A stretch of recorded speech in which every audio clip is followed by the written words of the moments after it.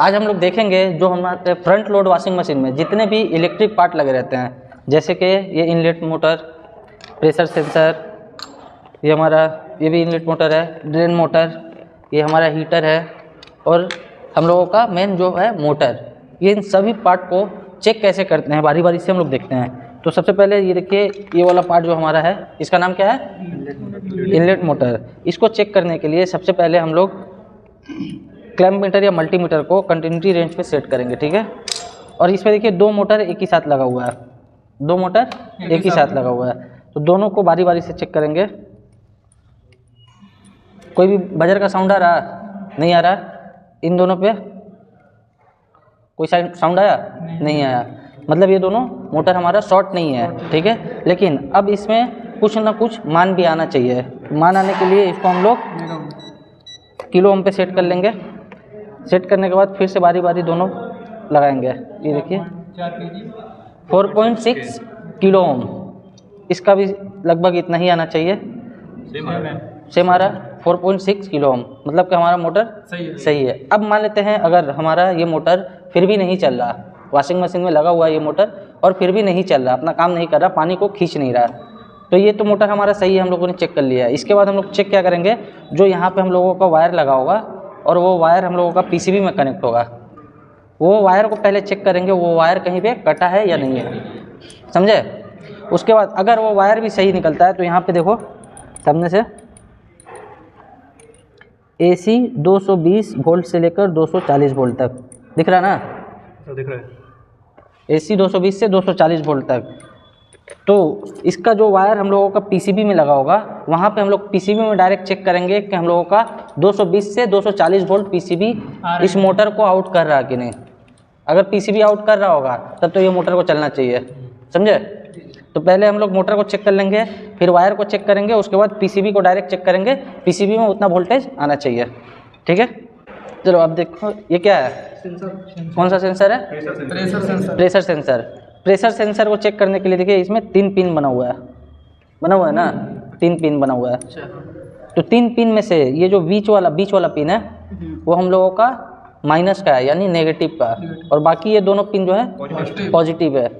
यहाँ पे सामने से दिखाइए DC 5 वोल्ट लिखा हुआ है, यहाँ पे देखिए DC 5 वोल्ट दिख रहा है ना, मतलब इस सेंसर को चलने के लिए कितना वोल्ट चाहिए? 5 वोल्ट DC में चाहिए, ठीक है। तो पहले हम लोग इसका कंटिन्यूटी चेक करेंगे। तो मल्टीमीटर को कंटिन्यूटी पे सेट करने के बाद ये बीच वाले में एक प्रॉब लगाएंगे और साइड वाले दोनों प्रॉब को बारी बारी से चेक करेंगे। कोई कंटिन्यूटी आ रही है? नहीं आ रही है, लेकिन साइड में अगर लगाएंगे तो कंटिन्यूटी आनी चाहिए, समझे। कंटिन्यूटी आ रही है, और देखिए इसका कुछ ना कुछ मान भी आ रहा है 22 ओम, ठीक है, मतलब कि हमारा प्रेशर सेंसर सही है। अगर प्रेशर सेंसर ऐसे मान बता रहा और दोनों साइड पे बजर भी आ रहा और बीच वाले के साथ बजर नहीं आ रहा तो प्रेशर सेंसर सही है, और फिर भी काम नहीं कर रहा तो फिर क्या करेंगे, यहाँ पे जो हम लोगों का वायर लगा होगा उस वायर में बीच वाले वायर के साथ वोल्टेज चेक करेंगे दोनों साइड का। तो कितना वोल्टेज आना चाहिए? 5 वोल्टेज आना चाहिए। अगर 5 वोल्टेज नहीं आ रहा तो मतलब पीसीबी में फॉल्ट है, समझिए। ये हमारा कौन सा मोटर है? ड्रेन मोटर है, ठीक है। ड्रेन मोटर में देखिए यहाँ पे डायरेक्ट लिख दिया है LN, मतलब लाइन न्यूट्रल। तो बस हम लोग इसको डायरेक्ट हम लोग लाइन न्यूट्रल देके भी चला सकते। तो ये जो मोटर है हम लोगों का देखो यहाँ पे लिखा हुआ है AC 220 से लेके 240 वोल्ट दिख रहा है। तो इसमें हम लोग अगर फेज और इसमें न्यूट्रल देंगे तो ये मोटर डायरेक्ट स्टार्ट हो जाएगा। फिर भी ऐसे बिना स्टार्ट किए चेक करना है तो हम लोगों को इसको फिर से किलो ओम पे सेट करेंगे और इसका मान निकालेंगे। 166 ओम मान आ रहा है इसका। फिर भी अगर ऐसा मान आ रहा है फिर भी एक बार क्या करेंगे, हम लोग यहाँ पे फेस और न्यूट्रल देके इसको डायरेक्ट स्टार्ट कर लेंगे और चेक कर लेंगे, ठीक है।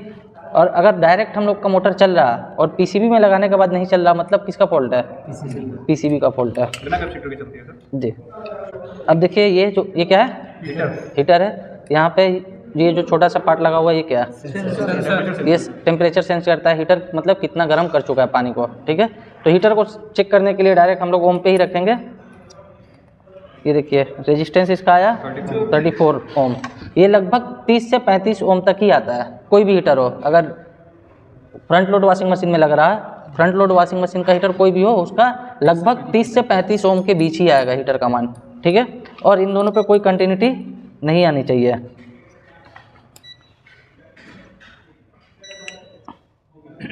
कंटिन्यूटी नहीं आनी चाहिए। अगर कंटिन्यूटी आ जाए तो हीटर ख़राब है, शॉर्ट हो गया। ठीक है, अब ये चीज़ देखो, यहाँ पे जो सेंसर लगा हुआ है, ये सेंसर भी चेक करेंगे। ये सेंसर को चेक करने के लिए हम लोग इसको किलो ओम पे सेट करेंगे। किस में सेट करेंगे? किलो ओम पे। और इन दोनों को बारी बारी से चेक करते हैं। देखो, इसको पकड़ लोगे,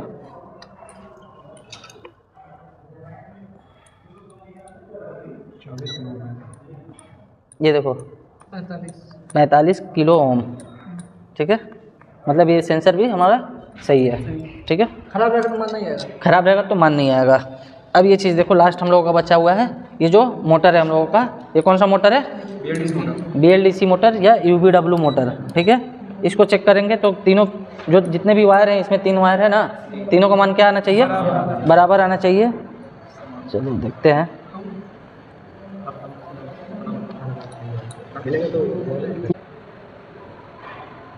ये भी 7 आ रहा, ये भी 7 आ रहा, तीनों का मान बराबर आ रहा, मतलब कि हमारा मोटर सही है। सबको समझ में आया कैसे कौन सा इलेक्ट्रिक पार्ट कैसे चेक करना है? लेकिन एक बात याद रखना है, जब भी अगर मोटर का आप मान चेक कर रहे हैं, जैसे कि अभी हम लोगों का क्या आया, तीनों में 7 आया, देखिए अभी भी 7 आ रहा, लेकिन उस टाइम पे अगर इस मोटर को आप लोग ऐसे घुमा देते हैं तो यहाँ पे मान, एक बार घुमाओ वहाँ पे, तो यहाँ पे देखो मान घटने या बढ़ने लगेगा।